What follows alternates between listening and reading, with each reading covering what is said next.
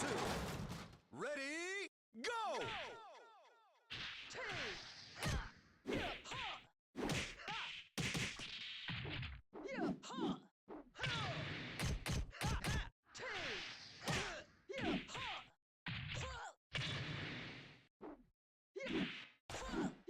Knockout!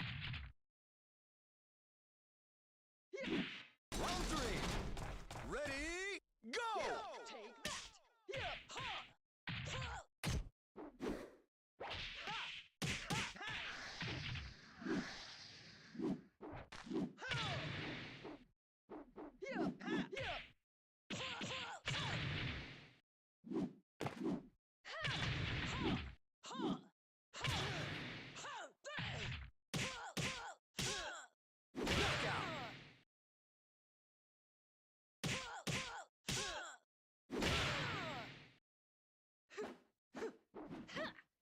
You're no match for me.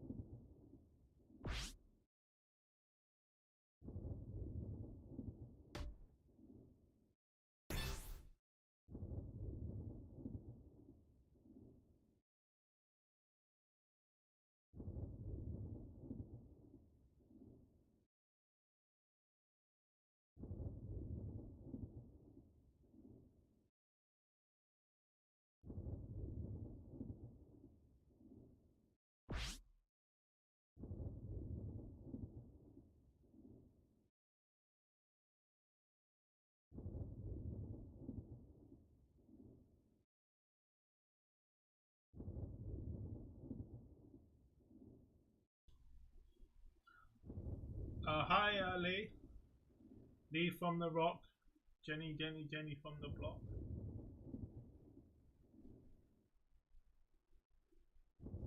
What's going on, dude? What's going on, my dude?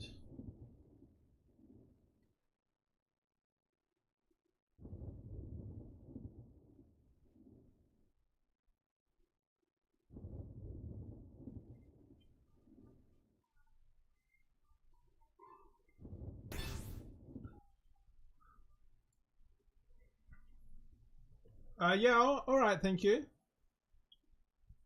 Just chilling, man. I just thought I'd jump on for some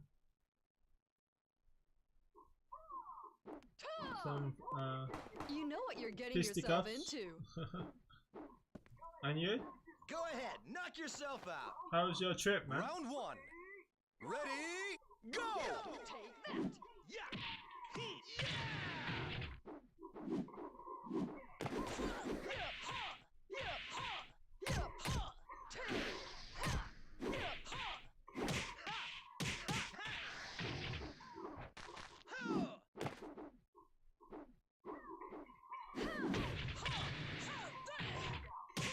Oh man, that's brutal.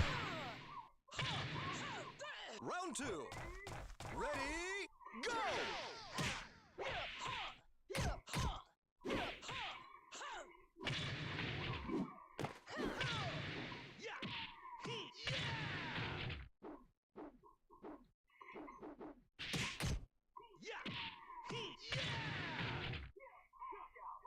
Knockout! Round three. Ready, go! How's Street Fighter 6?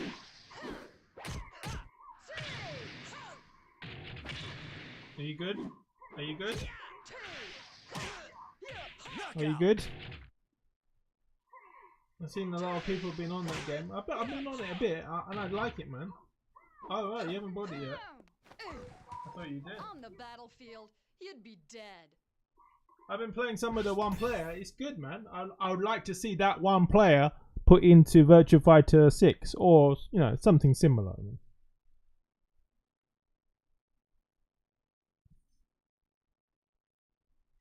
You could even guest appearance Ryo Hazuki in it, man.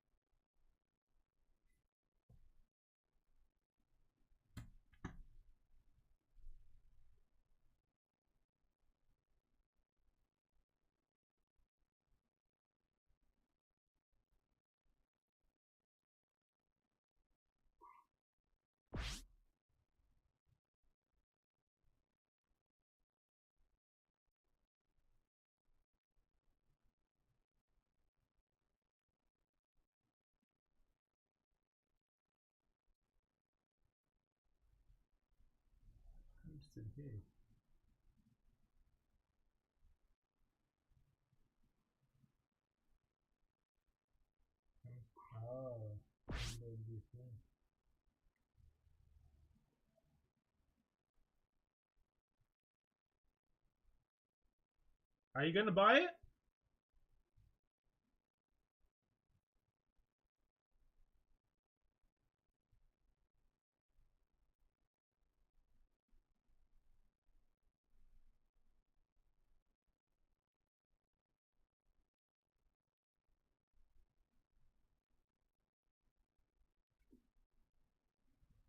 On a sale? Oh, okay. Yeah, it is kind of expensive, I don't know.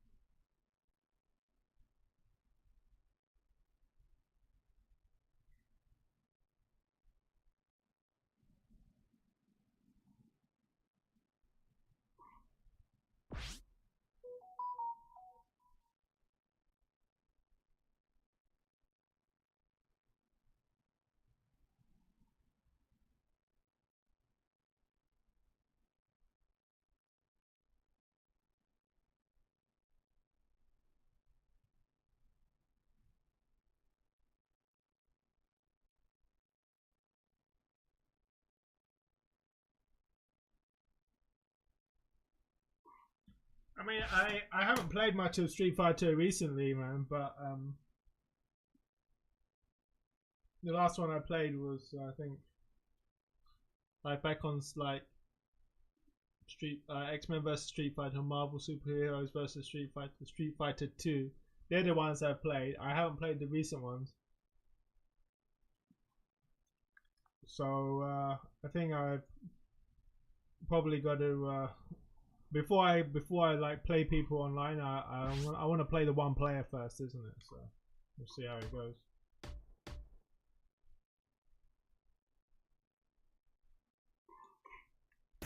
Yeah, they are, man.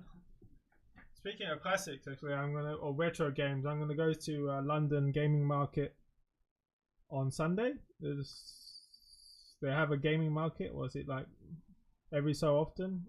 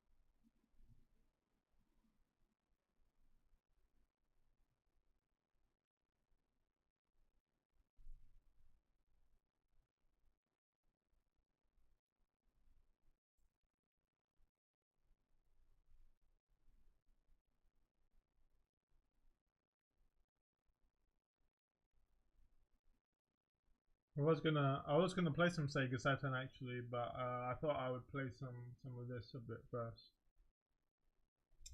Continue on Shining Force 3 Scenario 2.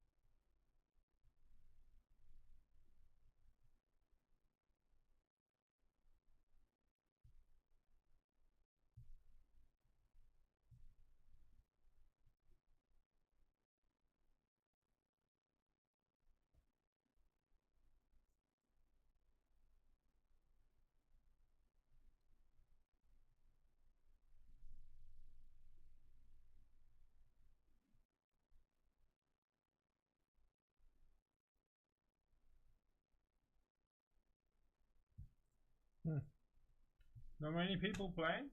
Maybe that's Street Fighter 6's fault, huh?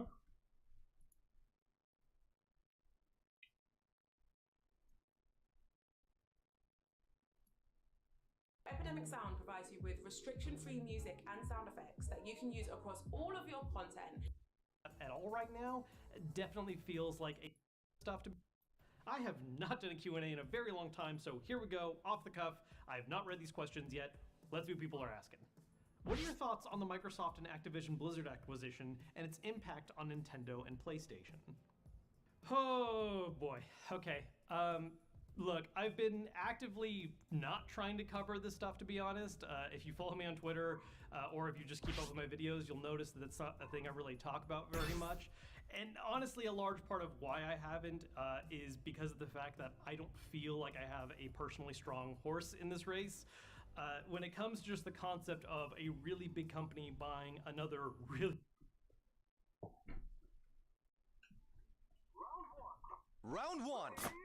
Ready, go!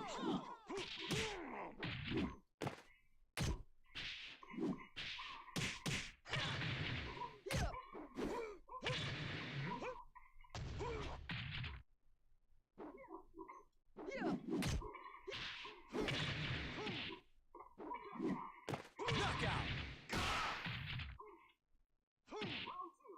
Round two. Ready, go!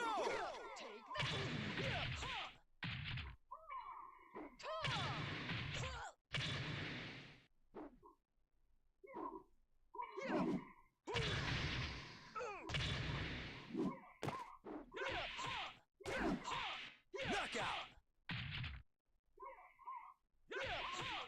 Round three. Ready, go!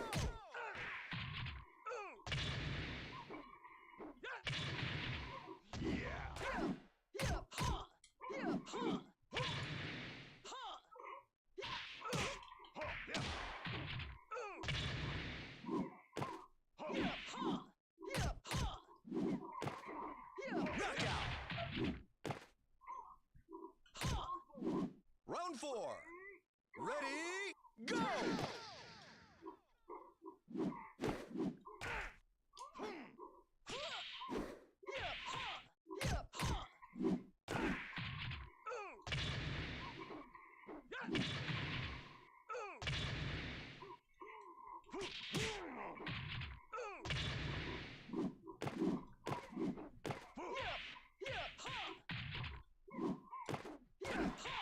Knockout!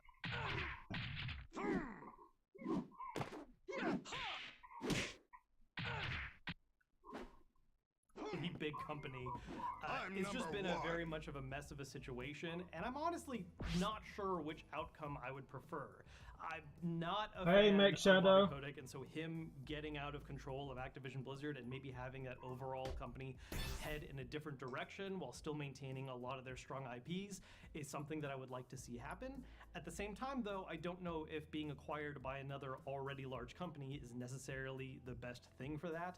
It was already really wild to see Bethesda get acquired by Microsoft, and I'm really curious what the long-term ramifications would be of if Activision were also acquired. That said, because I don't feel that excited for either possible outcome, I've just really not enjoyed the show that has been going on as a result of it.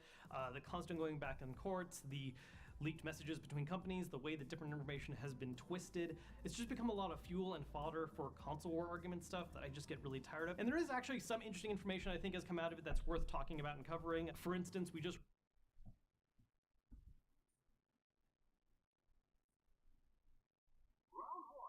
Round one. Ready, go!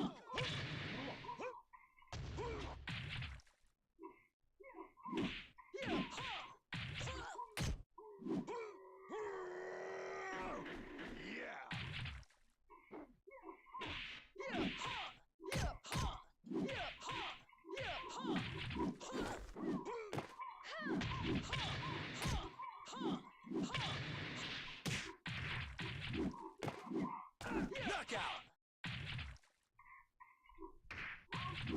Round two. Ready, go!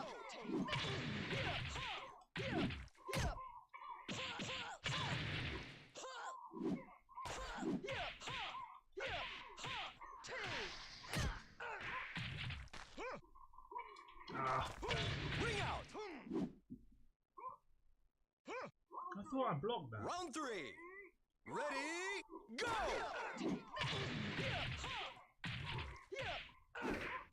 Oh.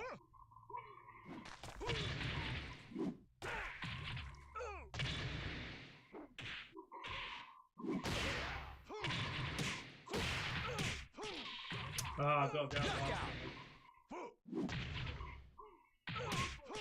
Round 4.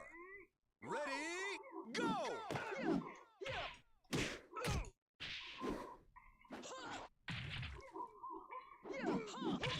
Oh.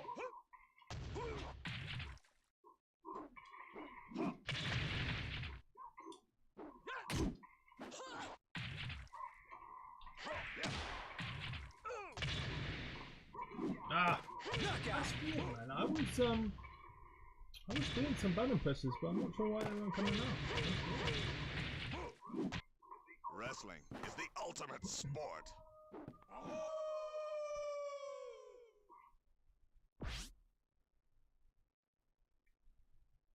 Recently learned what other companies Xbox was curious in acquiring at some point, either before they acquired Activision or afterwards. Bungie came up, which obviously is not an option anymore as they're in partnership with Sony. I think the bigger one that a lot of people kind of had their eyes drawn to was Sega, because that was always such a huge rumor for such a long time. Whenever people talked about if Microsoft were to acquire a Japanese company, Sega was one of the first ones people would bring up because of the history those two companies have together. And that is something I would have been very curious to see happen instead of our current Activision news cycle, because it's just been going on and on and on.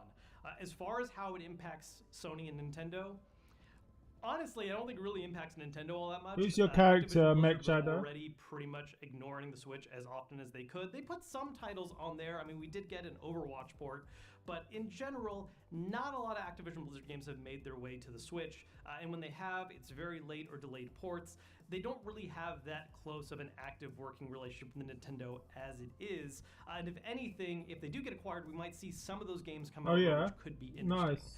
As far as how it impacts Sony, I mean, that's basically the basis for the constant arguments we've been seeing right now about the acquisition. At the end of the day, I think Xbox would stand by their word as far as releasing games like Call of Duty across all the platforms made available, Sony included, but it's undeniable that there would be some advantages that would come from them having it in-house. For instance, how the game could be optimized, or having unique DLC and bonuses that are already things that happen anyways with the current Call of Duty on PlayStation. Honestly, the whole thing is just this kind of mess where I don't... It's weird, man. Sometimes I'm pressing the buttons, but it's not coming up. Round 1. Ready, go.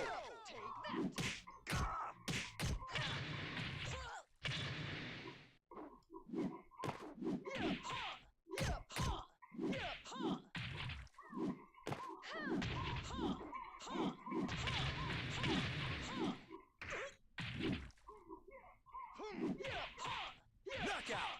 I'm watching while I'm in my break. Oh yeah. Round 2. Break from what? Ready, go.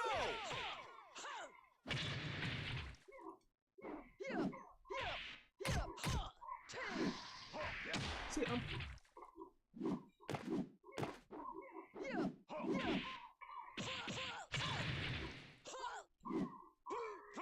Burning hammer!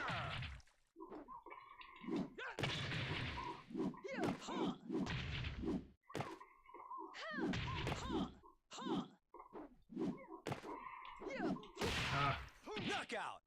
I need to be blocking. Round 3. Ready, go.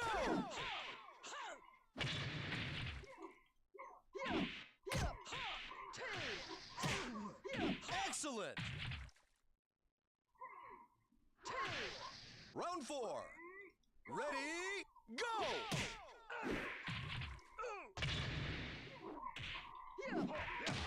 Oh!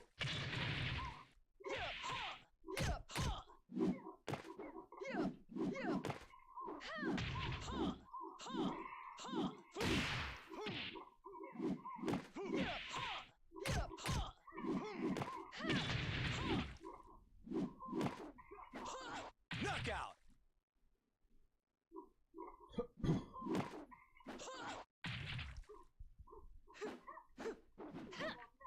You're no match for me. I get fed up of playing this guy, man. I play him.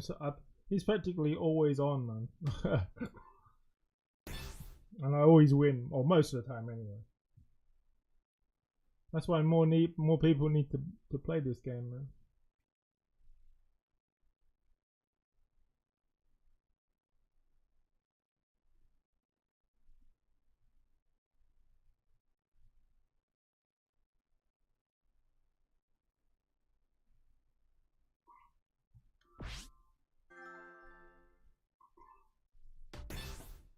I don't think anyone's going to fully understand or appreciate the full ramifications of what an acquisition like this could do until we're actually 5 or 10 years in the future and can look back on how it is actually played out.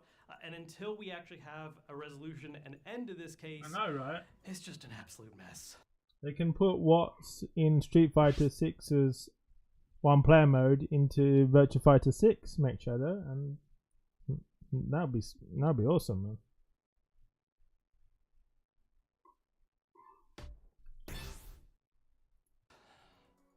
Real quick, as you may have noticed, these questions were sourced from Twitter. That's where I've been asking these most recently. So if I make a habit of doing this some more in the future, you could go around the city, you know, meeting other like Virtua Fighter characters and new Virtua Fighter characters as well.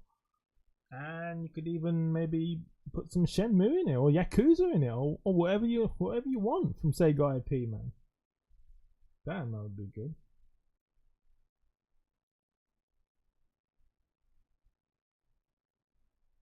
you want to ask some stuff, make sure to follow me over there, as well as subscribe to this channel. I think I'm going to get back into doing these more. Do you think Xbox needs a controller with more modern features like haptic feedback, adaptive triggers, and a gyroscope for motion aiming and shooters and such? Yes. They definitely do, Mech Shadow. Xbox controller versus the DualSense. One of the things that I've talked about in the past is how I like the base layout of the Xbox controller more. I've just found that to be more comfortable for me personally. But when it comes to special feature list, the DualSense has a lot of stuff going on that I really love and enjoy. Primarily because I'm really big into having interesting forms of feedback in games and things that can up the immersive factor. And while Rumble has always been kind of a safe way of doing this, the more advanced haptics of the DualSense have opened that up even further, as well as... This is the only dude available to play VF Steve.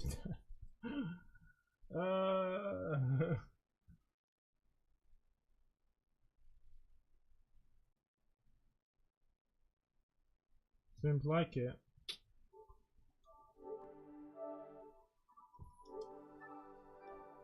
I would like to see Cyber. Yes, Cyber the Swordsman back in VF. Yes. Or why not just revive Fighters Megamix, isn't it?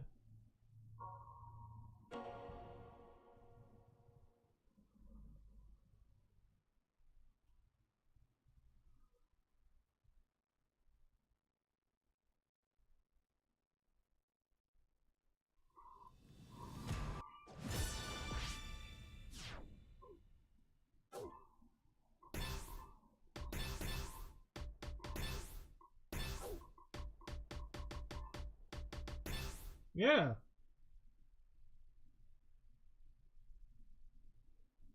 You could follow a bit like I don't know.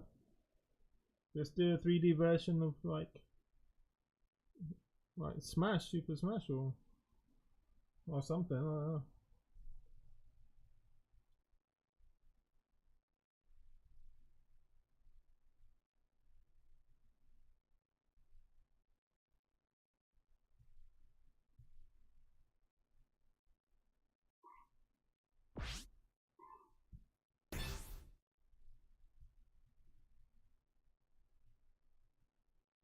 Ah, yay, we got somebody different, finally.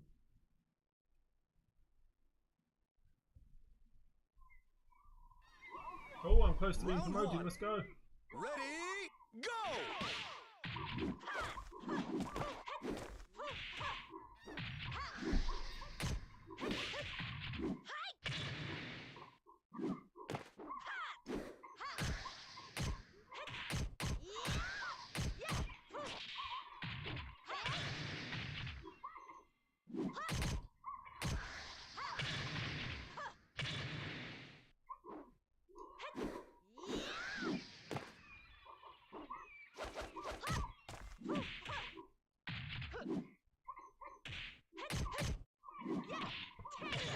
Oh, damn. Knockout. Okay. Round 2. Ready, go!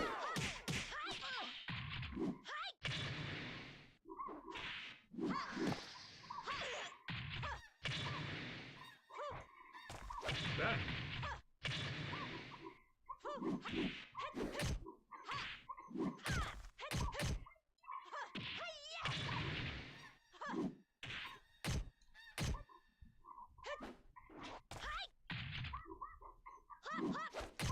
Oh, that's the oh, okay.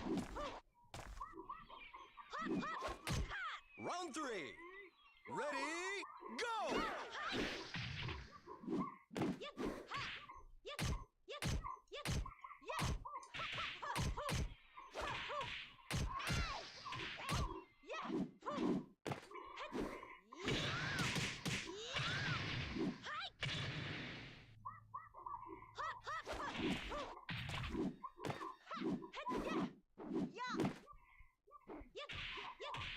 Knockout. Round 4. Ready, go!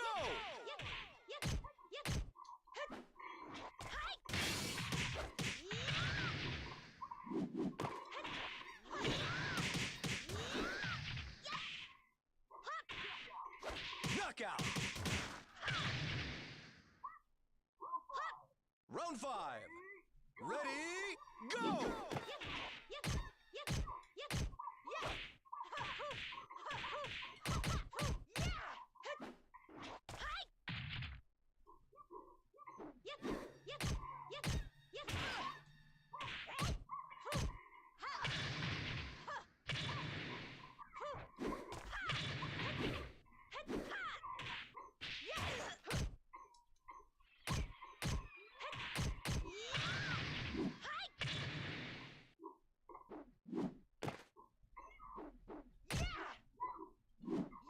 Oh, I won! I can't believe I won. I thought I was going to lose that for sure. Dang. Wow. What are you looking forward to most? The new Mario or Sonic? Well, I do prefer Sonic to Mario. Not to say Mario's, you know, not a good game, but I definitely will be getting Sonic Superstars, right?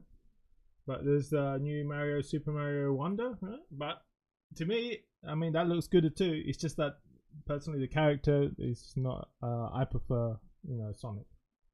But if you're a Nintendo, you probably prefer Mario, right? So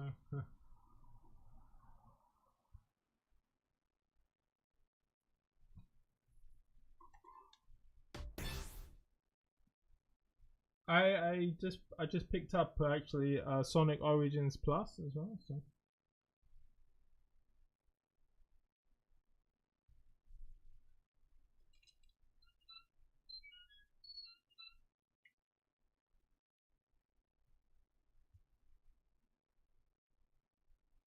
yeah, I mean, I've still got Sonic Frontiers to finish as well. So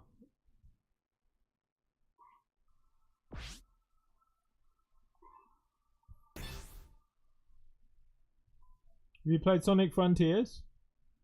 Alley of Justice.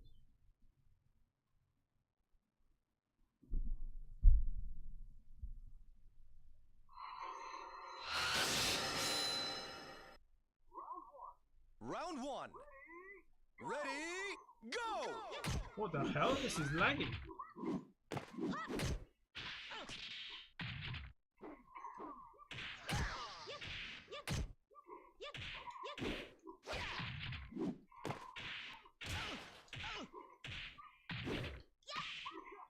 This is laggy. What's wrong? Is this dude on Wi-Fi or something? Round 2. Ready, go!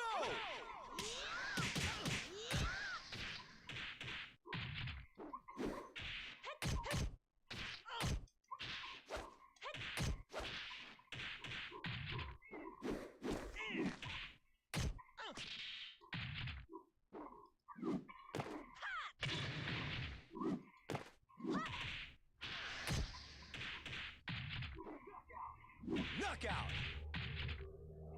I'm sure I think this dude's on Wi-Fi, man. Round 3. Ready, go!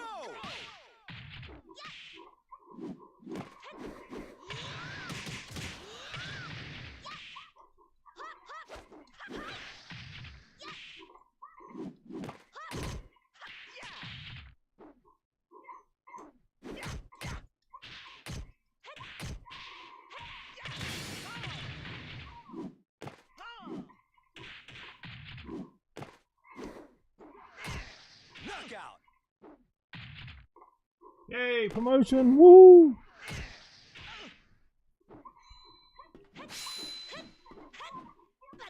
That dude is one laggy ass AF, man.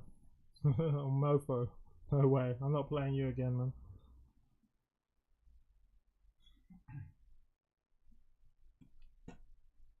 Having things like the built-in speaker, Go back to his adaptive Wi-Fi triggers, connection and all enjoy kind of that, stuff are man. Things that I personally really enjoy.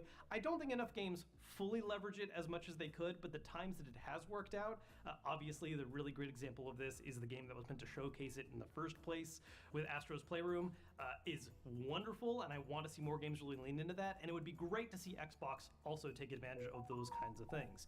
In particular, while I don't actually make that much use of it personally, motion controls are definitely a big deal for a lot of people. I know quite a few players now where that's actually become their default method of aiming for playing FPS or third-person shooters on console when it's an option.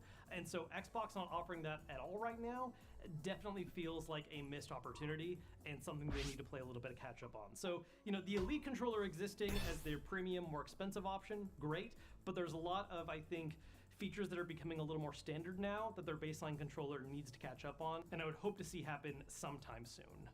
What are your comfort games? Comfort games. Comfort game is a weird term for me because I feel like we've had this whole movement lately of people focusing more and more on the concept of like cozy gaming, and a lot of stuff that falls into that genre doesn't actually feel that comfortable or cozy to me. Like, I don't really play a lot of what I would call sort of longer term investment games where you just kind of do what you want on a day-to-day basis. Stuff like Animal Crossing, all the different farm sim games. Stuff like that has never really been that comforting for me. I think it's because I always try to end up playing them the most efficient way possible, which isn't really what you're supposed to do. Honestly, when it comes to comfort games for me, I don't go back to too many titles. I've been getting some cosplays ready for Nier Automata, Make Shadow. Yes, sir. Yeah, that's actually gonna be my. I've got a few cosplays to do, Make Shadow, and I'm gonna be shooting what 2B again, maybe her bodysuit version, and I got her her sword, Beast Lord, should be on its way. So yeah, man, Nier Automata is an awesome game, man. Yeah, I know, right? I have shot my 2B before, but not the just like her main costume, but not some other different types of her costume. Oh, this dude, Uli Bickard, Ulil Bickard. I played him before, man. His main character is Wolf Hawkfield. Round 1. Ready, go!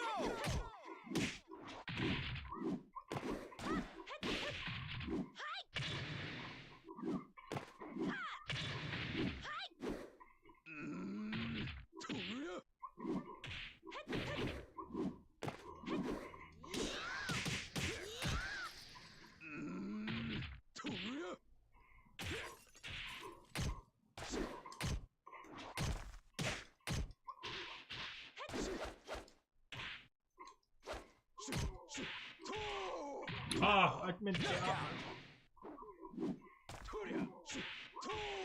Round 2. Ready, go!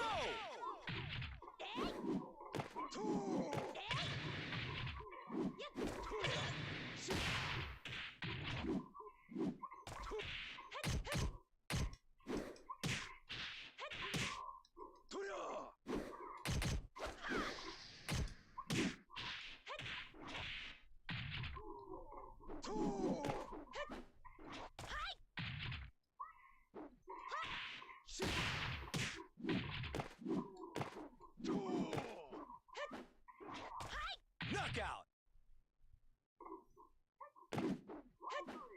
Round 3. Ready, go!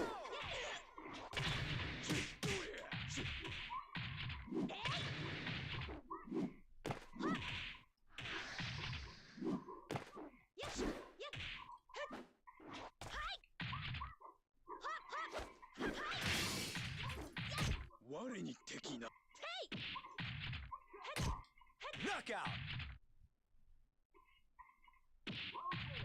Round 4. Ready, go!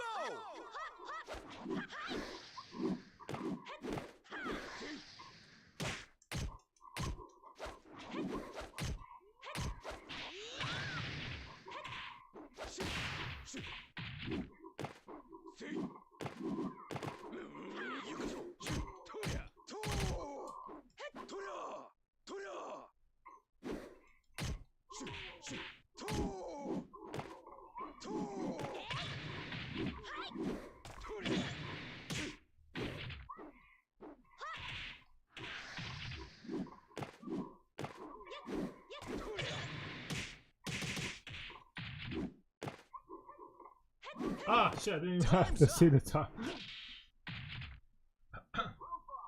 Round 5. Ready, go! I know, it's like a kung fu movie, Mech Shadow. Oh, there's more kung fu movie.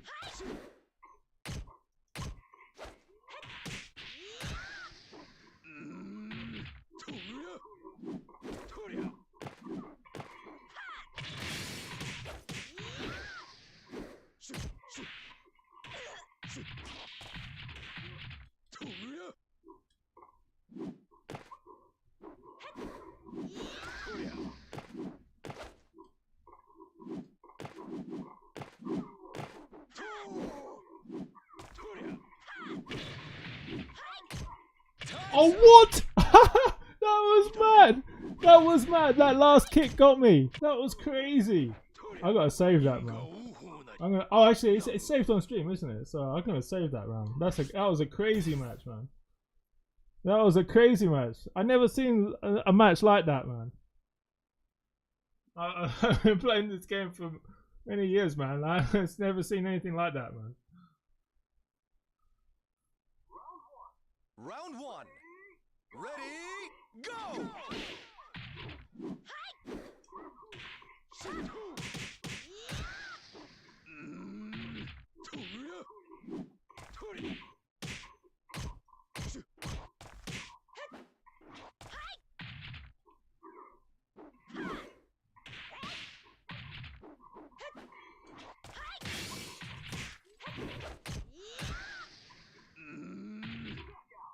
Knockout! Round 2. Ready, go!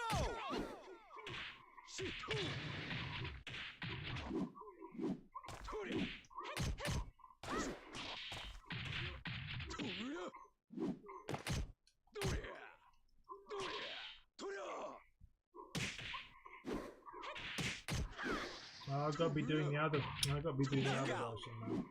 I'm not doing that ending with the low kick. Round 3. Ready, go!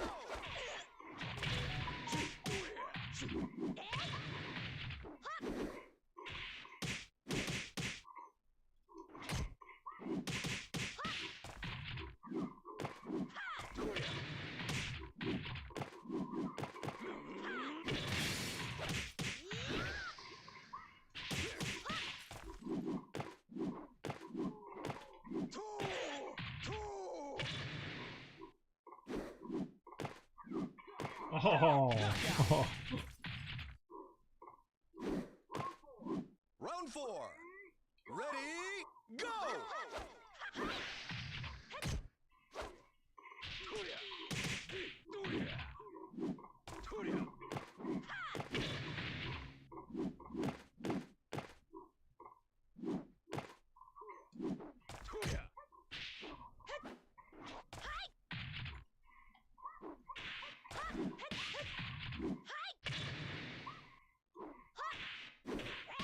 There we go. Knockout!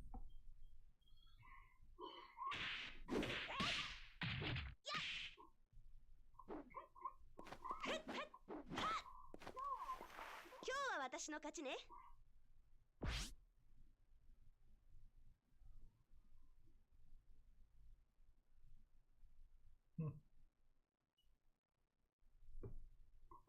Oh shit, I didn't mean to do that. Ah. I meant to rematch, man. I just,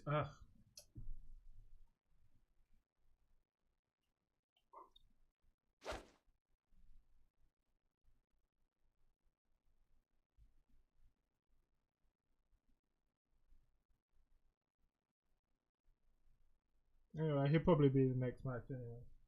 Since there's not many. I meant to do it. I meant to click rematch. There he is.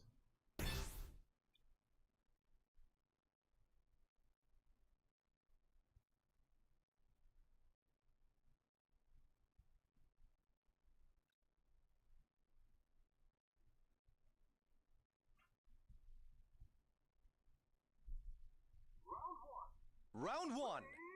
Ready, go!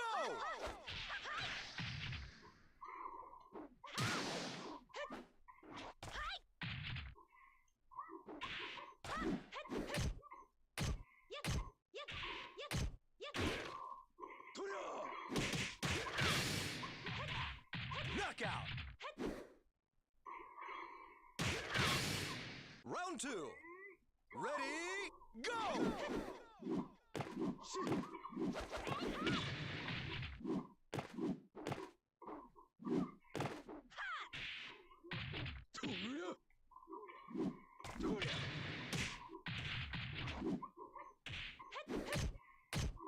Ah, we need to do that.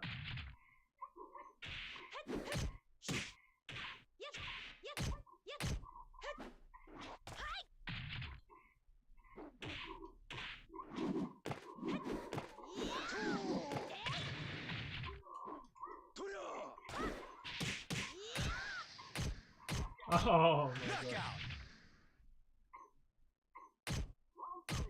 Round three.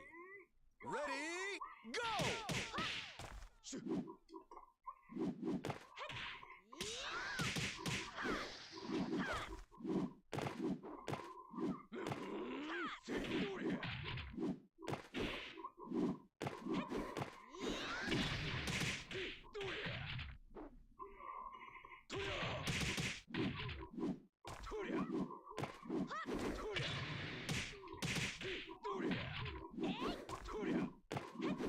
Oh, nice. Knockout! Round four. Ready, go!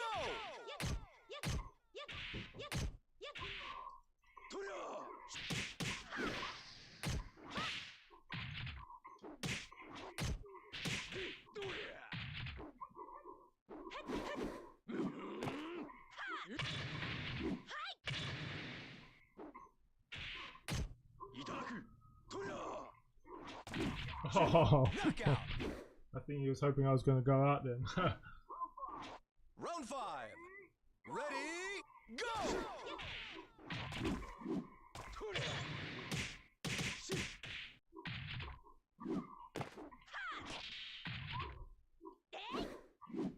Oh, nice. Excellent! Close.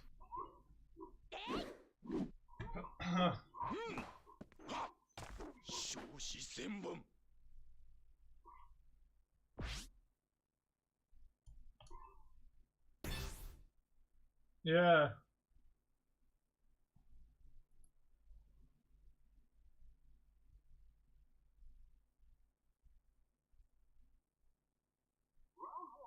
Round one. Ready, go! Yeah, man. It's going to be Indiana Jones, man.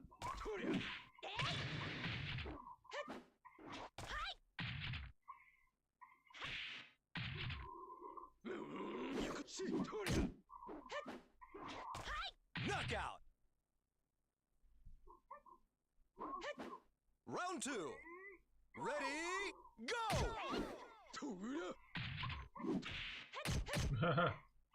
Yes, sir.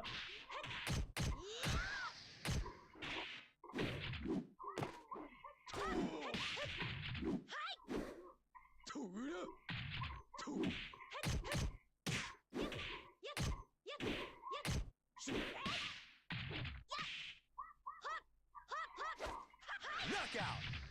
So soon it's going to be released. What, tomorrow? I think, right? Round 3. Ready, go!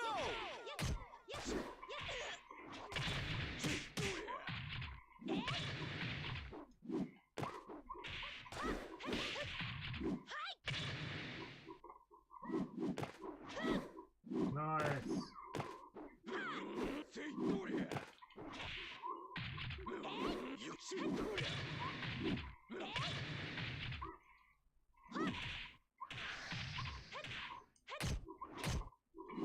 Yay.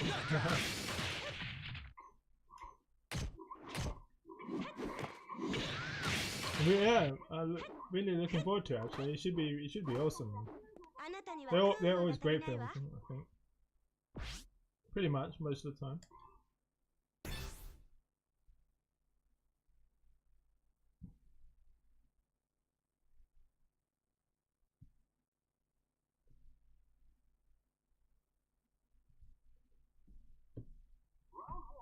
Round 1. Ready, go!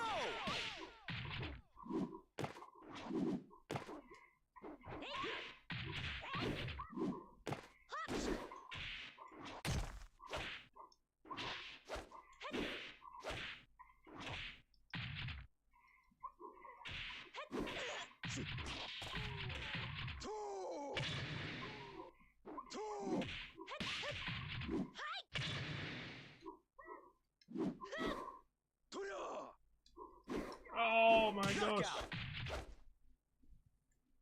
Air shot, air shot. Round 2. Ready, go!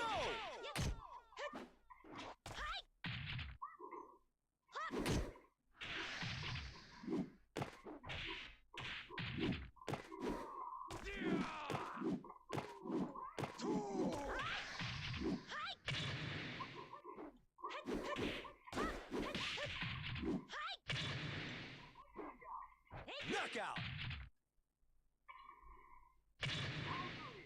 Round 3. Ready, go!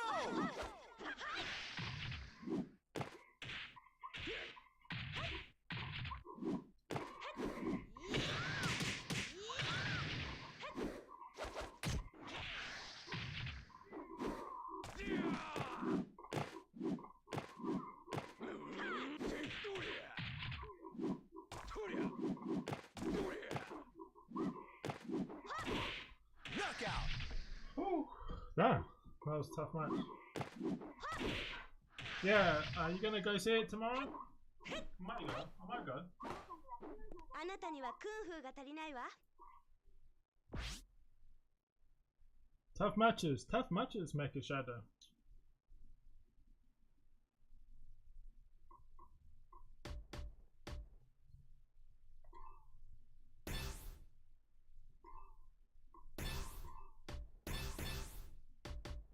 Now tomorrow, you got anything planned for the weekend?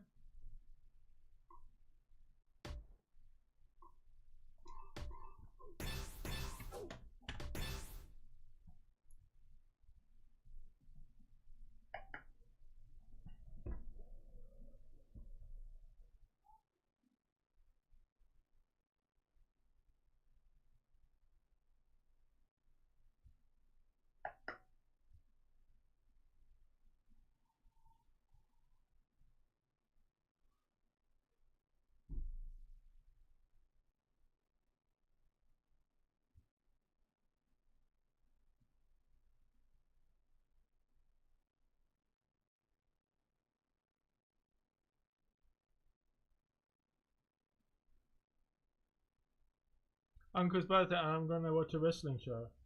Oh yeah. My friend was telling me about that as well. Is the wrestling show on in London? Yeah, my friend's going to that as well. You know, I don't know. You know, Timmyverse. He said he's gonna be hitting up that as well. That often. There are a few specific ones. Oftentimes because it's one that I'm so familiar with, there's just this kind of, I don't know, almost comfort in just doing the routine of playing through it again. Skyrim is a really good example of this. Elder Scrolls 3 Morrowind is actually my favorite Elder Scrolls game overall, but there's something about Skyrim's very just easy introduction and fast way to get to the gameplay that has made it something that I just dive into all the time randomly. I don't even do that many different things in the run through. It just kind of, I don't know, feels nice to play it again. That Howie 916. I haven't played this guy before.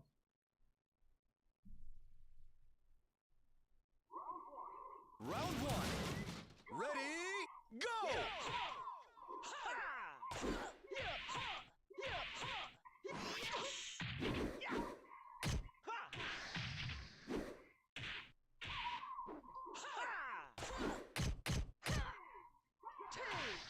Oh, AFZ. That's the AFZ. Round 2. Ready, go!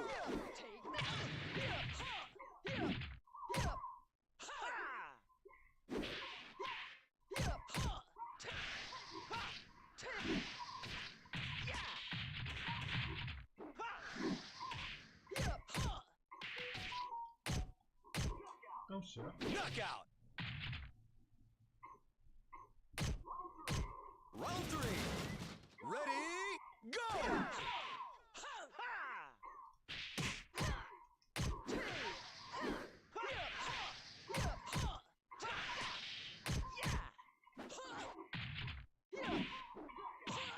That's the AFC. What's going on, Dragon?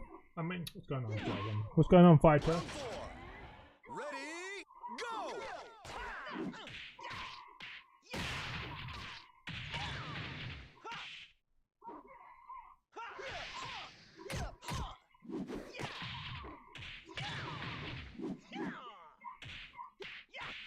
Oh, okay. Ring out. Round 5. Ready, go!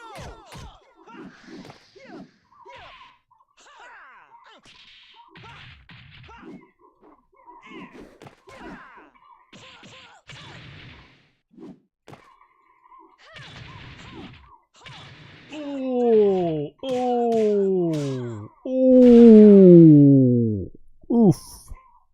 Damn, son. That last blow. Pow, pow, pow. You're no match for me.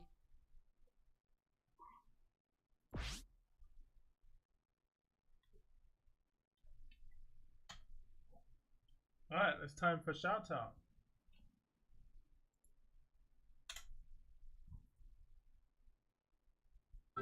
Whatever it is around you, think about those little things.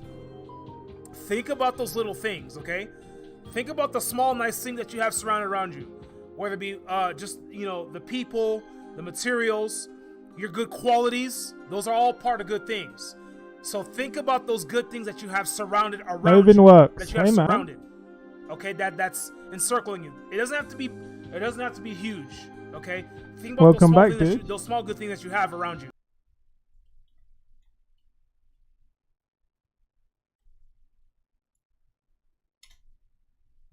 I'm giving Peck Talk. Forgot about this. Yeah, I see it. Giving out that peppiness. A-Games Fighters. I was thinking of streaming Shining Force 3 Scenario 2 maybe later. My break's just about done. Goodbye. Take care, Mech Shadow 97. Thank you for being here, and I'll talk to you next time, dude. You take care, man. See you later.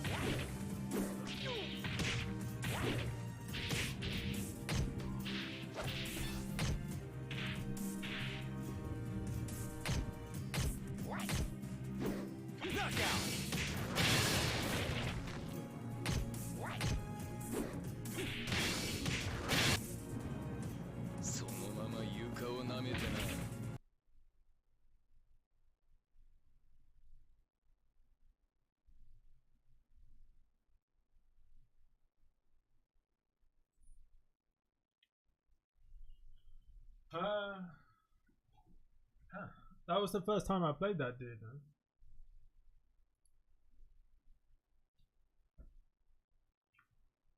So, A-Games, what you got planned, man? What you got planned for the weekend, man?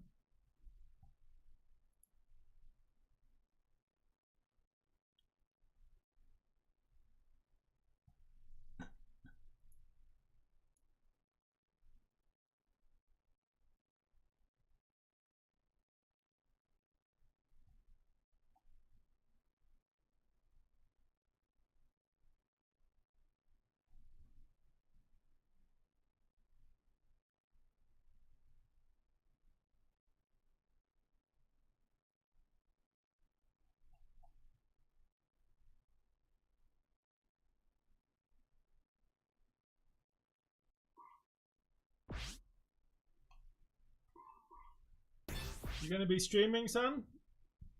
You're gonna if the A game's gonna be hitting up the stream waves again with his brand of peppiness and chattiness and kick-assness.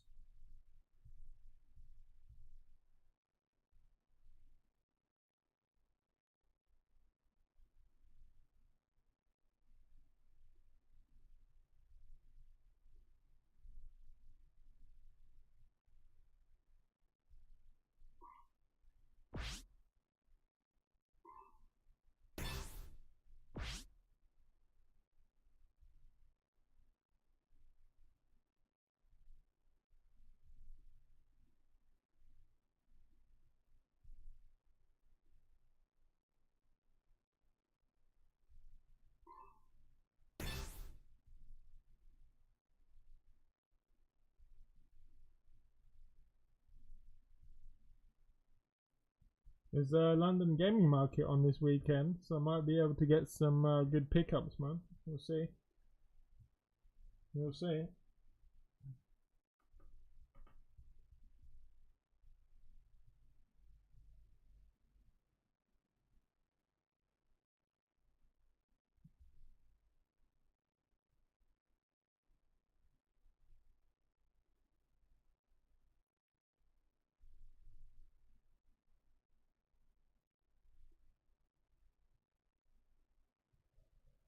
Listening fast.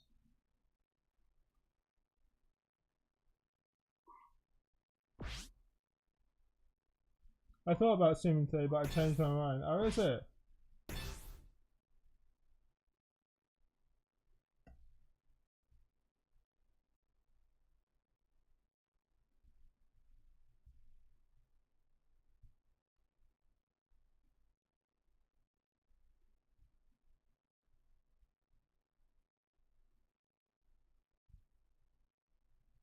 What are you doing, man? You just chilling, my dude?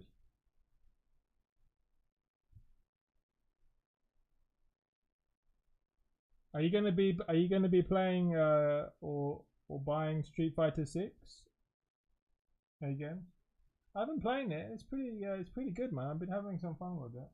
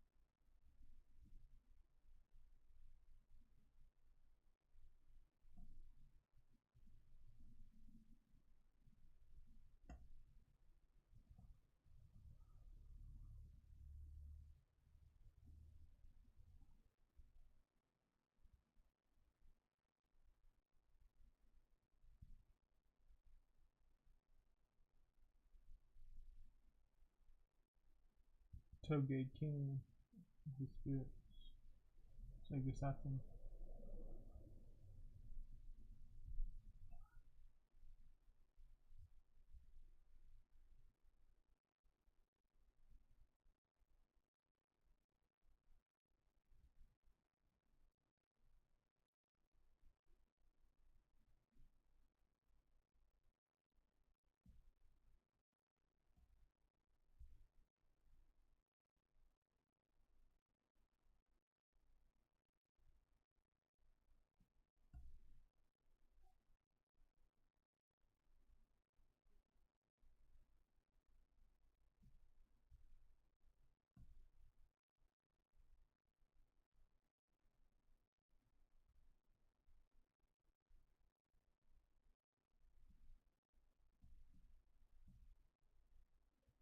Very much.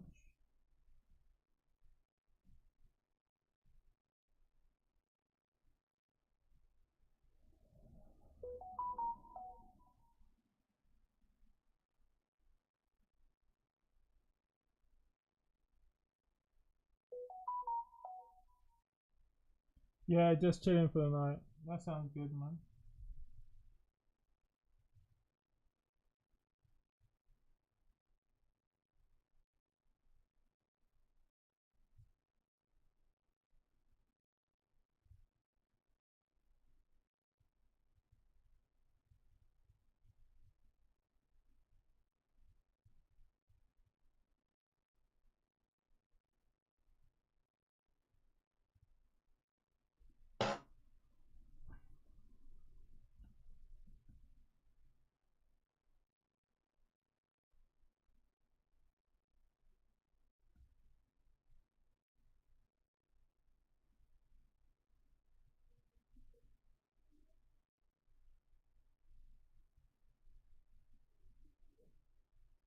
Nobody online to play? Nobody online to play?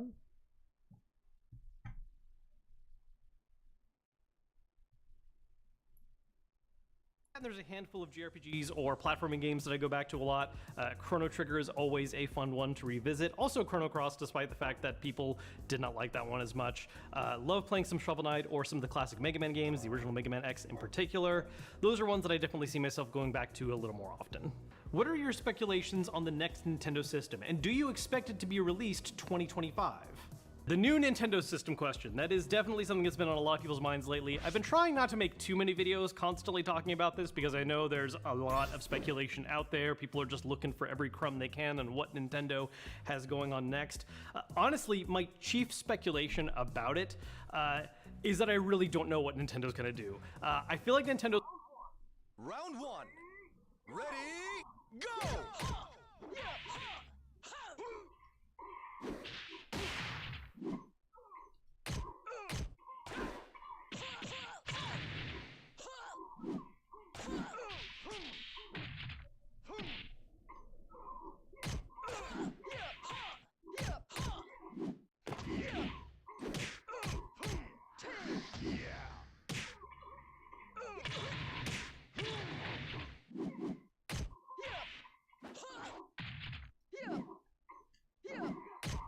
Knockout.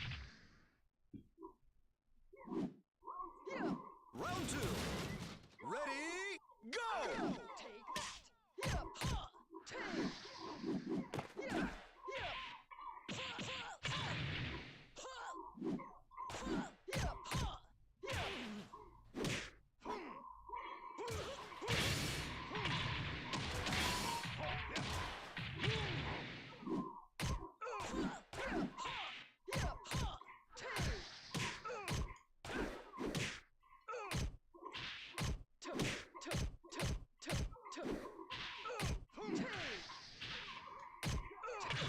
Knockout.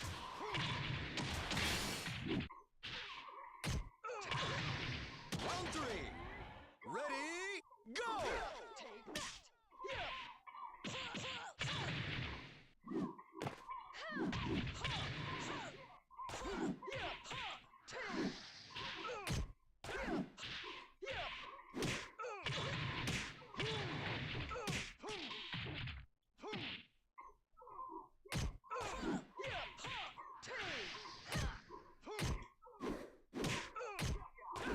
Knockout. Round four. Ready, go!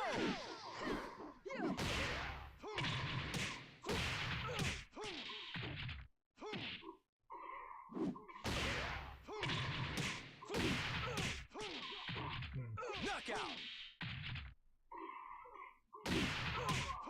Round five. Ready, go!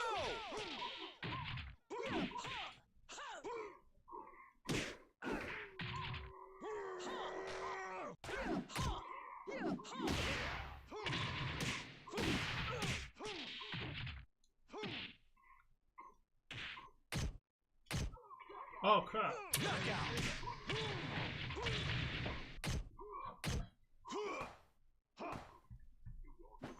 You won't stay on your feet when you fight me.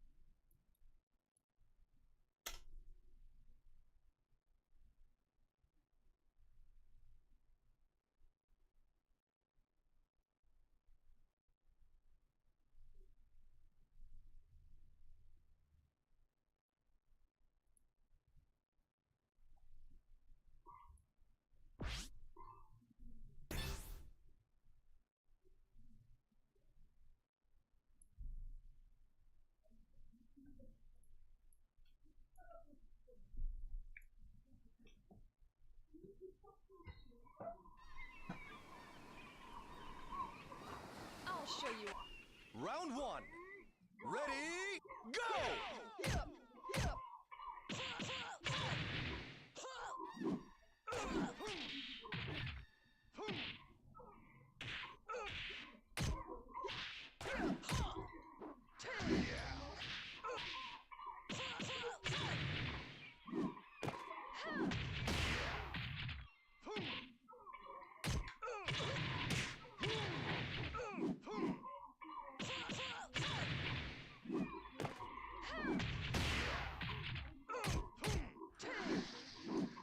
Oh, really? Knockout! Okay. Just go for this. Round two. Ready, go!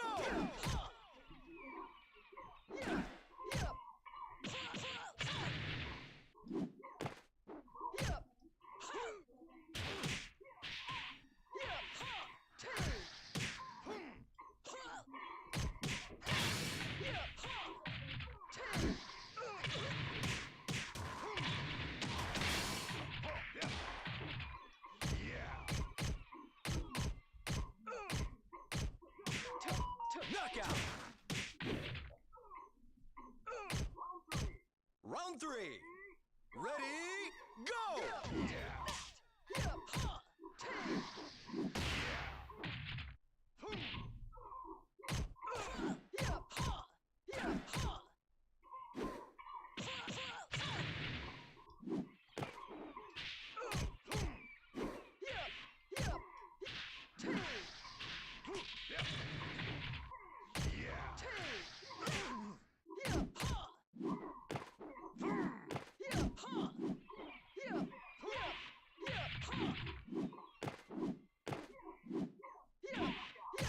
Knockout! Round four. Ready, go!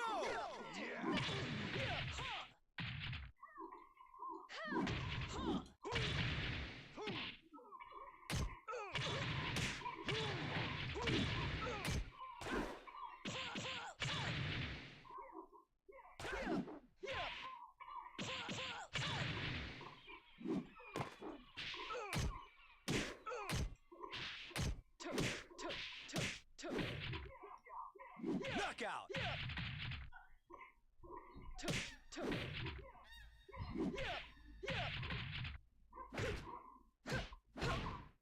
Well, it was ridiculous.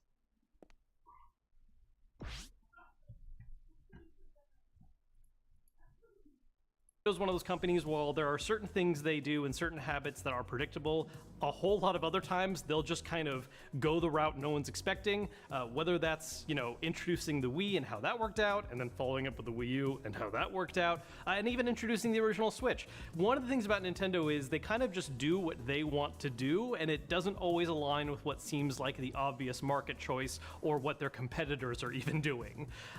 So honestly, you know, I think that's one of the big things for me when it comes to talking about next Nintendo hardware is a lot of people right now are fixated on the concept of like a Switch 2, and don't get me wrong, I agree. I think a Switch 2 would be fantastic. I think a more powerful system that still focuses on the hybrid concept would be a great way to go. And there is some kind of historical tradition of Nintendo normally doing systems kind of in pairs that does make a certain sense. But at the same time, I would not be that shocked if Nintendo came out of nowhere and was like, hey, we're going to keep supporting the Switch as is, as our hybrid console on the side, and here's our new next-gen hardware that isn't a hybrid system, but instead a more traditional home console, but with some other new interesting gimmick, like now you can smell what's happening in the game. I don't know, it's just, Nintendo always wants to do what they want to do, and until we actually get like a hard confirmation of what the next thing is, I'm not putting much stock in any major theory right now of what the next system is going to be. Which Nintendo property do you think will come to theaters next? Which one do you want to see? Well, I feel like the obvious answer right away there, right, is Zelda. I mean, Mario is, of course, the main Nintendo franchise, but if we're going to talk about any other one that's huge, Zelda is one that I think could be potentially very interesting. There is a little bit more of a traditional story structure to Zelda games that might better adapt into a film-style movie. I don't know if I would want it to necessarily be a 3D CG style movie like Mario was. I think that worked out for Mario, especially because the angle of making it, very kid oriented. I think Zelda, while obviously you could make it kid-oriented, I feel like maybe there's a little bit more of a teen to adult demographic that would appreciate it. I would actually love to see something that's a little bit more of a sketchier 2D style, or if they do want to go the kid direction, I was actually having this conversation with someone recently. Something like what Leica does with stop motion would be a really interesting look if they wanted to lean more into, say, like that Link's Awakening style aesthetic. Aside from Zelda, which I think is the most obvious answer, I think Metroid would be really cool. Metroid owes a lot of its actual inspirations to movies. Alien played a very large role in how that game was kind of atmospherically designed, and so maybe something there that's a little bit of a different tone, maybe a little darker, a little creepier, could be something really cool. If it wasn't going to be Zelda, I think Metroid would be my primary answer there. Which 3DS games would you like to see on Switch? A lot. The 3DS is such a great library, and there's so many wonderful titles.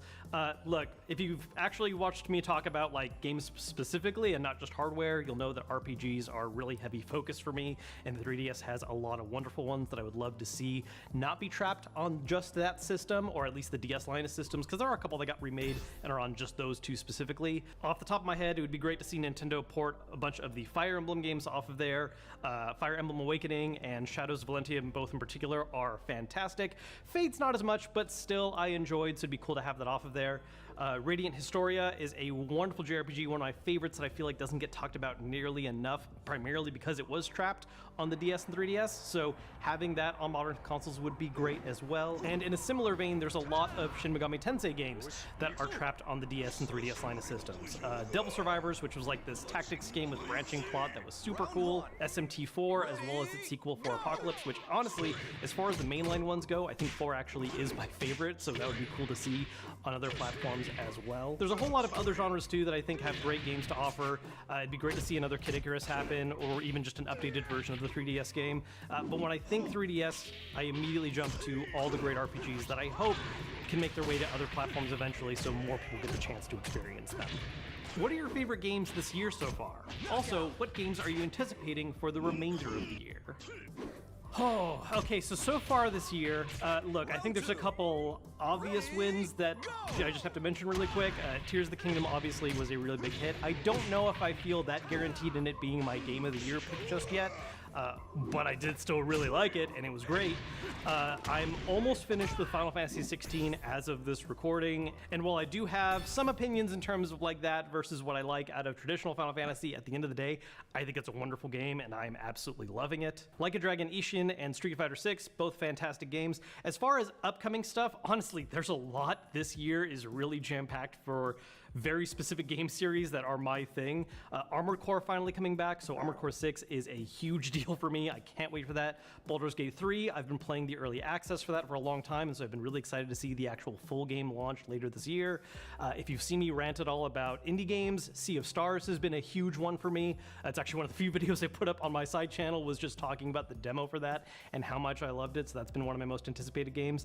And then I definitely also have to shout out Starfield, because again, Elder Scrolls has always been a really big series for me, Morrowind one of my favorites. I also enjoyed Skyrim a lot, and so them taking that formula and adapting it to a sci-fi space exploration game, especially after everything we saw at that recent Xbox showcase, yeah, I am very excited to see where that goes. Honestly, there are so many games I'm excited for that doesn't even get close to completing the list, but those are some of the immediate highlights that jump in my head. I'm sure I'm going to look back at this video and go, damn it, I should have talked about blank. Favorite Like a Dragon game and why? What franchise would you like to see a Musou spin-off for, and why? Ooh, 2 questions. Okay, I'm gonna be quick on one of these and a little longer the other one. For favorite Like a Dragon game, probably 7. I really like a lot of the Kiryu era stuff. Zero is probably my favorite in that one, but at the end of the day, I like turn-based RPGs, and I absolutely love Ichiban. He has quickly become one of my favorite protagonists just overall, not even specific to Like a Dragon, just in general. Awesome character. As for Musou games, there's honestly so many different cool collaborations that could happen. I think one of the things about the collab games they do that makes them so fun is that you can just tap into a series that has a rich history and just pull all kinds of fun fan servicey references for it. That's one of the things I really love about the Hyrule Warriors game they did, what I enjoyed about the first Fire Emblem Warriors game they did. There's a lot of franchises they could tap into for this, right? Final Fantasy, huge history of a lot of amazing characters they could pull from, and they've already done bizarre crossover storylines anyways with Dissidia, so it's not that wild of a thing for them to do.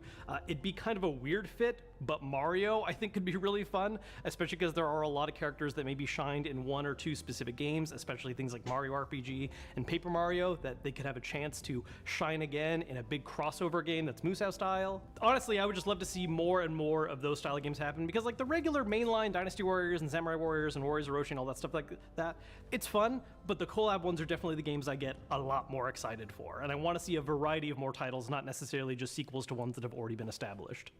What are your thoughts about the rise in popularity of gacha games like Genshin Impact, Honkai Star Rail, etc.? What do you think they mean for the future of non-live service games, and would you ever play them?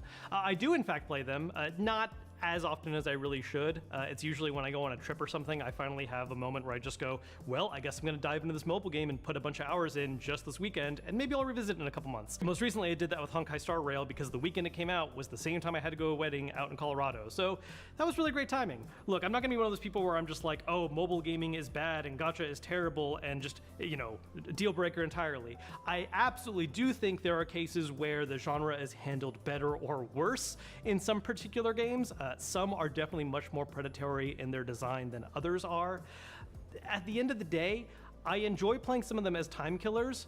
I personally, at the same time, do not want that to be something that becomes, you know, the concept of live service entirely replacing more traditional games. I mean, this has been a popular talking point with Sony lately, right? Is that a lot of PlayStation game popularity lately has been focused on their single player titles, but their most recent showcase did lean very heavily into all their upcoming attempts at making live service games. I think live service stuff plays a certain role, but at the end of the day, most people are only going to really invest their time into only so many all at once. And so it's a market that can get much more easily oversaturated than, say, single player games where you can play it, finish it, and move on to the next one. I don't mind it as being an option out there and something that coexists alongside it, but if we were going in the direction of a future where everyone starts only doing live service stuff, yeah, not a thing I want to see happen. So that's it for this month's questions. Again, I actually am thinking about doing this as like a regular monthly thing again, or at least, you know, maybe once every 2 months. So if you want to make sure you ask questions in the future, follow me over on Twitter, subscribe here as well to not miss out if you're not already subscribed. As always, if you enjoyed the video, hit thumbs up to let me know, and I'll see you guys later.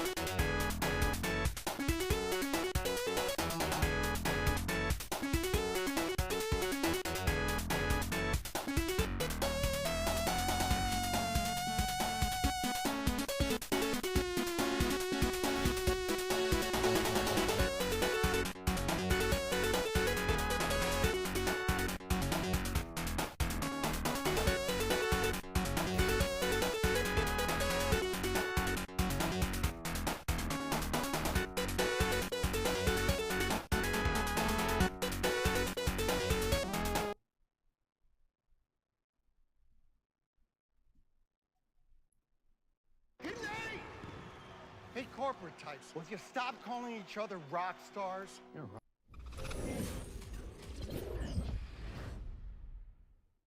This video is brought to you by Keeps. Stick around to hear more about the discount they are providing to the entire upper echelon community.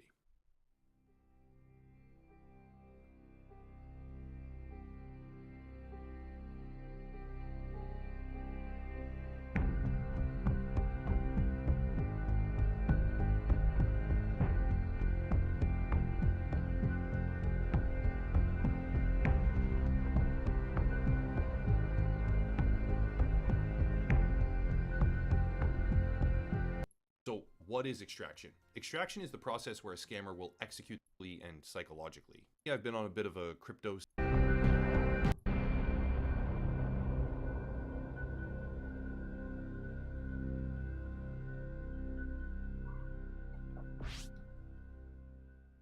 Okay, recently I've been on a bit of a crypto scam arc, if you will, with a lot of videos about things like crypto land or the $3 million catastrophe where a crypto investment group decided that buying a book at 100 times its actual value would somehow give them a legal claim to the entire story's copyright. Basically, I've been talking about the dumbest people in the industry who are doing stupid things for stupid reasons. Today, though, I want to do things a bit differently.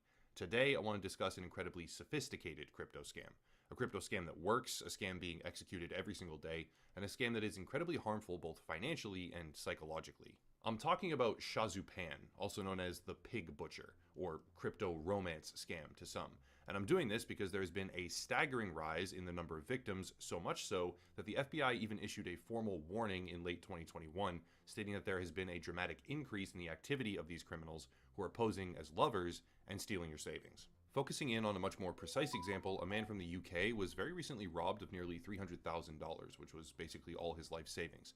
This left him broken, not just from a financial perspective, but from an emotional standpoint as well. And there's no possible way for me to recover what was stolen, but prevention is the first line of defense. So if my discussion here today of this topic can prevent even one person from falling prey, it will have been more than worth the time spent. Showdown, in English the pig butchering scam, is primarily an Asian phenomenon. That is, it was until the syndicates began to move elsewhere. The function of Showdown is actually pretty straightforward, but also incredibly sophisticated. Criminals will pose as a young, attractive male or female and populate various dating applications around the globe. Using fake photos or sometimes even real photos that have been carefully taken, photoshopped, and adjusted for maximum appeal, also so you can't reverse image search them and find out that they're fake, they will quickly garner attention from interested speculative partners. Once this happens, they begin the fattening process. This is meticulous and carefully planned. Showdown syndicates, the crime syndicates, have detailed scripts and profiles for nearly every single demographic imaginable, and I'm not kidding about this. If you are a college student, they have a detailed profile and a meticulously crafted methodology on how to manipulate you. If you're a single mother, same thing. You can be middle class, upper class, black, white, man, woman, anything. They have a script for it, and those scripts are more like 80 to 100 page training manuals. After a Chinese law enforcement raid in 2021, I think it was, some of these scripts were actually leaked, and the contents are honestly shocking. Descriptive segments will dictate various tactics like how to avoid video chats, how to identify with childhood trauma, and how to exert psychological pressure that in turn forces a victim towards a certain financial outcome. Scammers are equipped with a library of local pictures aimed at whatever target area they are pretending to be in. They are trained on the social customs and norms for that country or region, and they will be briefed on everything from celebrity gossip to pop culture, TV shows, and movies, because the scam becomes exponentially more powerful based on how well they cultivate a romantic attachment. Here's an example of how detailed the manuals actually are. Quote, send 2 pictures of luxury bags or jewelry to the guest and ask the guest to help choose one, hinting to the guest that one has recently made a considerable amount of extra income and wants to buy a gift for family. Choose 2 tourist attractions to go to and let the customer choose one to imply to the guest that you have recently made some impressive profits from the sideline and want to reward oneself. Send high-end restaurants to comment on their expensive and unpalatable meals, better off to stabilize the side income first, or it's too wasteful, end quote. These tactics are used with dozens of additional pages and profiles on every conceivable type of person to push the victim into a state of financial vulnerability, which then allows for the extraction to begin. Alright, time for me to pay the bills because YouTube is currently not on the let's give upper echelon quality advertisements train. 96% of the people watching this video are men between the age of 18 and 45. 80% of men experience hair loss, and a significant amount of them Round even... 3. Ready, go!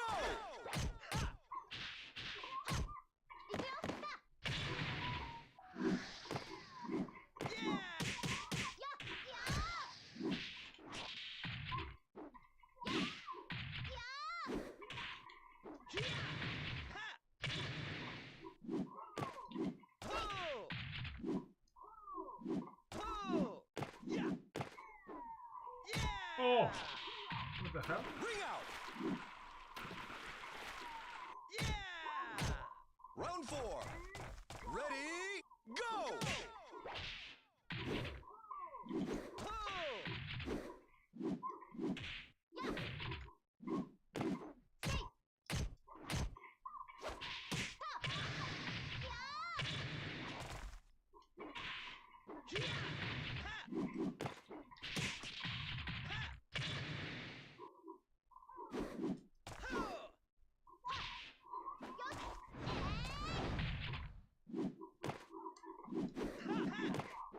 Knockout! Round 5. Ready, go!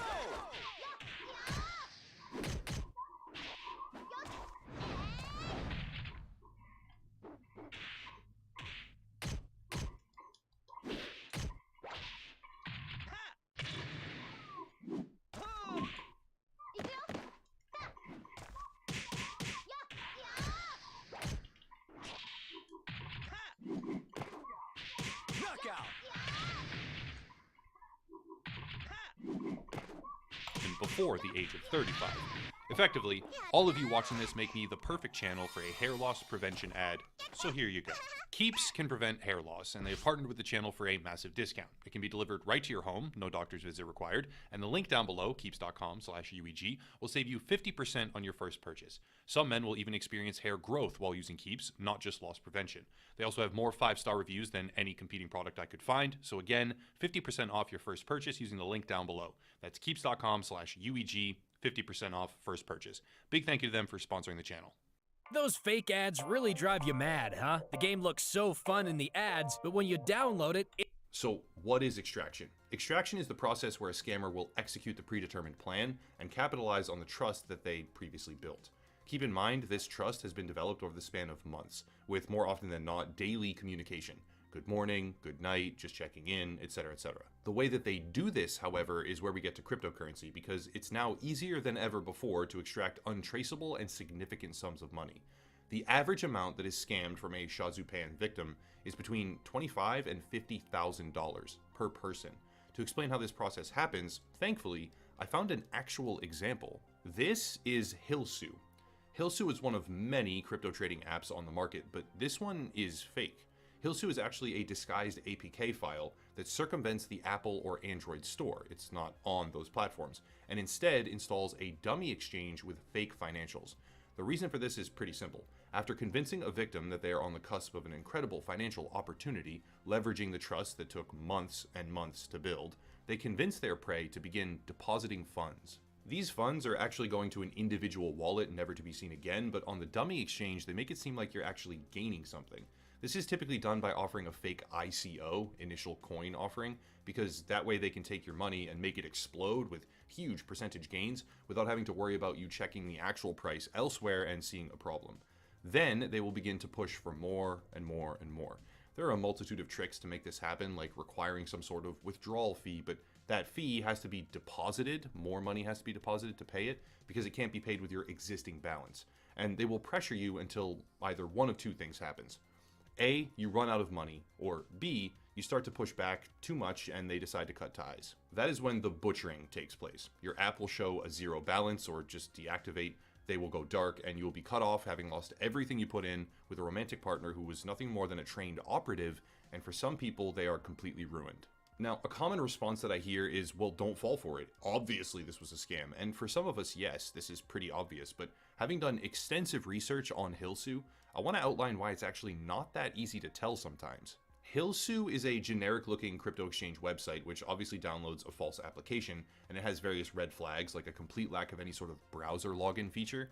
I created dummy accounts and used a virtual machine to look into all of this, by the way, but it also has articles on Yahoo Finance which corroborate its authenticity. This is an article on Yahoo about Hilsu debuting as a public crypto exchange in the United States. Well, this article is written by Leonard M., and Leonard M. also has some more articles on Yahoo and elsewhere. Chaintify and Chainlitty are both prior versions of the Shazupan scheme, but those two are just now deactivated. Fragments of their online presence remain, of course, but the sites were pulled down in a routine cleanse where the organization migrates as an effort to avoid attracting too much attention. These Yahoo Finance articles allow for some people to be tricked on a surface level because that kind of publicity is all they require to trust the platform. As an example, here is a forum discussion about Hilsu and the fact that someone was actually scammed by it, where a response quite literally links the Yahoo article and states that it doesn't appear to be an automatic scam, which is exactly what the criminals want. Backtracing this press release, we find a company called Newsfile. And Newsfile is a legitimate business, but their platform is being used to create false positive proof that a scam is actually trustworthy. While making this video, I emailed Newsfile and asked if they are aware what these articles really are. I didn't get a response, but I'm hoping that they remove them and take better care not to allow such postings in the future. Basically, don't amplify this kind of stuff because you're making it seem more credible, and that's not okay. As for Hilsu and Chainlitty as well, I was able to find the wallet addresses in a Reddit post from someone who had been successfully scammed, and when trying to trace the funds, I went from those to a more centralized wallet. From that I found even more active scammer wallets, but eventually it all gets routed through big name exchanges, and I lost the trip. What I did find is that Hilsu is active.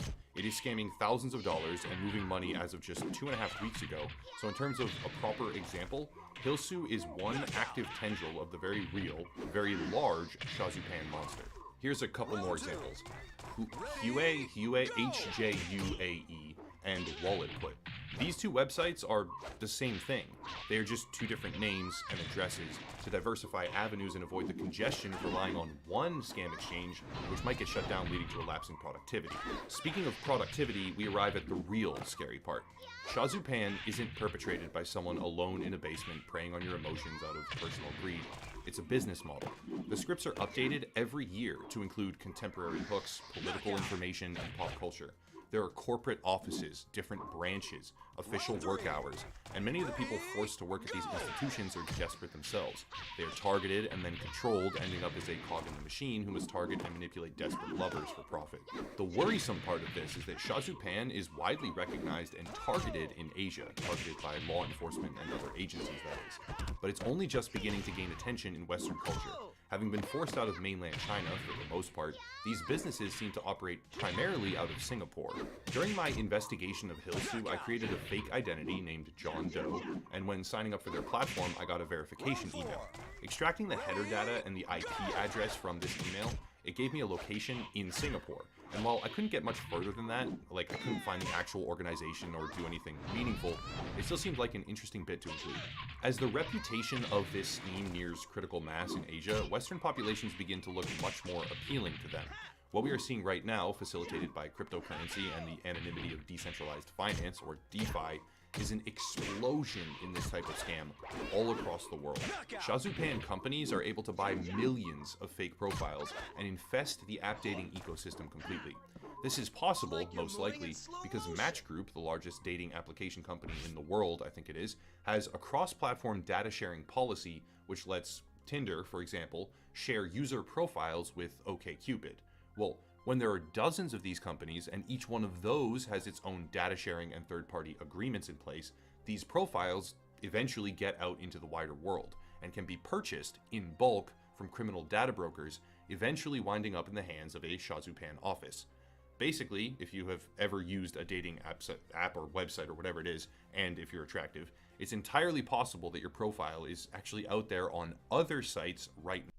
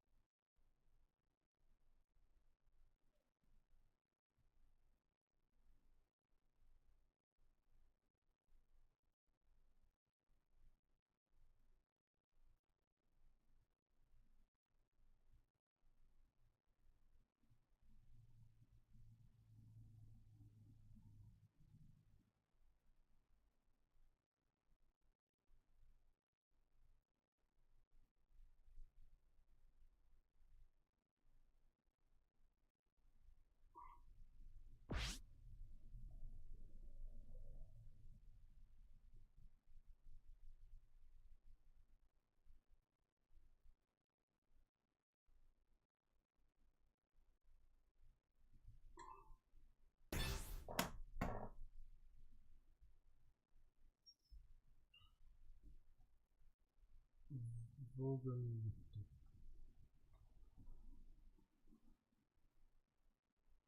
Mhm.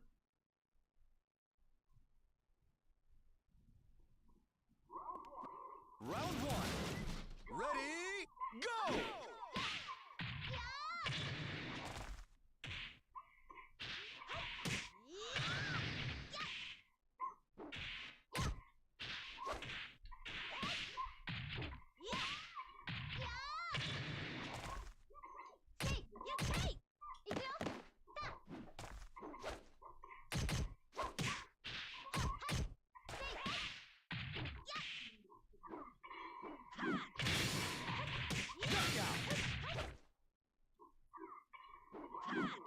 Round two.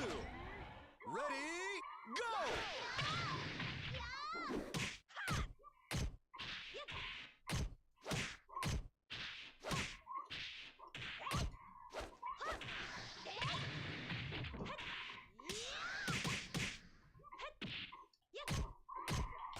Knockout!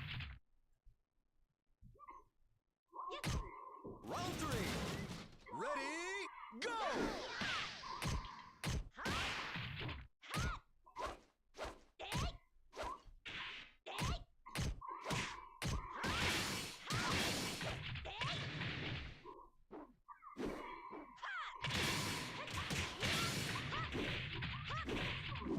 Excellent!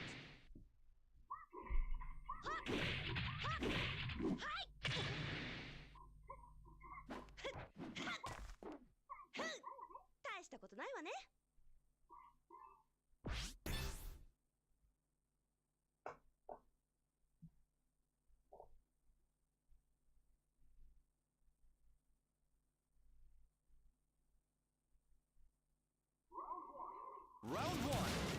Ready, go!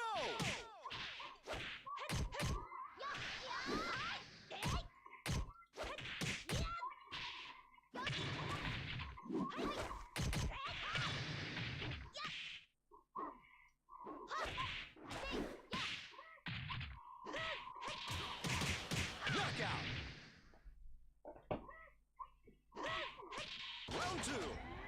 Ready, go!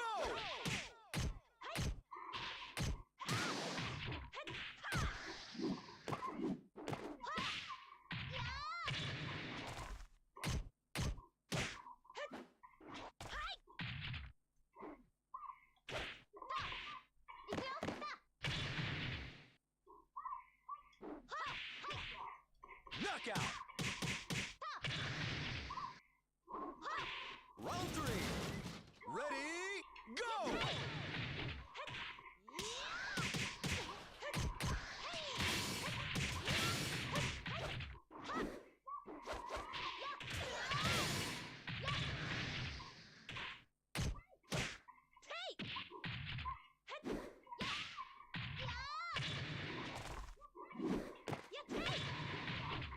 Knockout!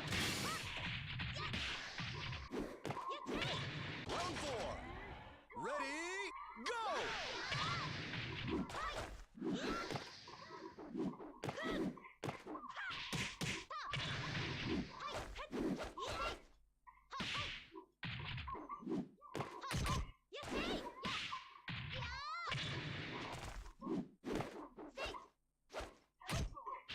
Excellent! Round five. Ready, go!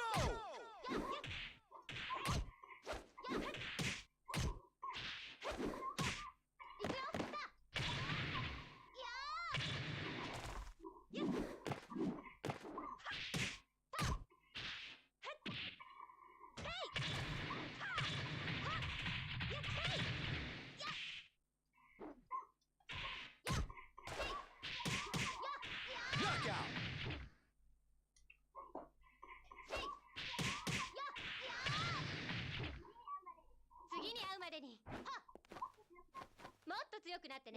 What?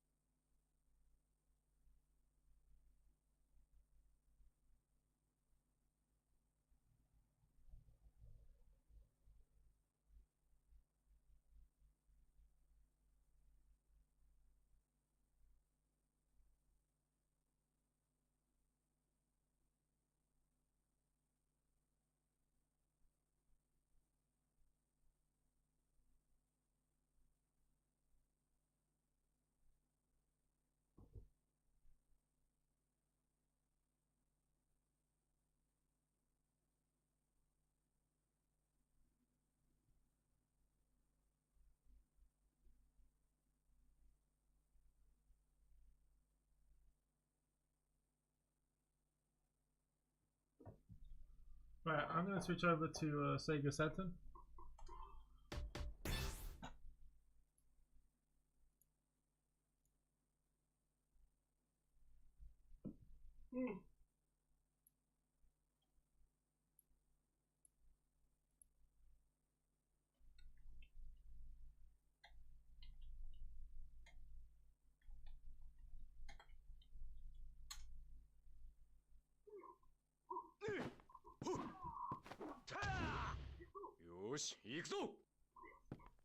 This is where you fall down.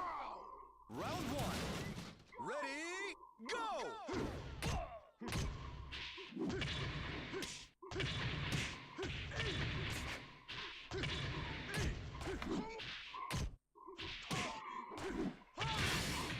Knockout!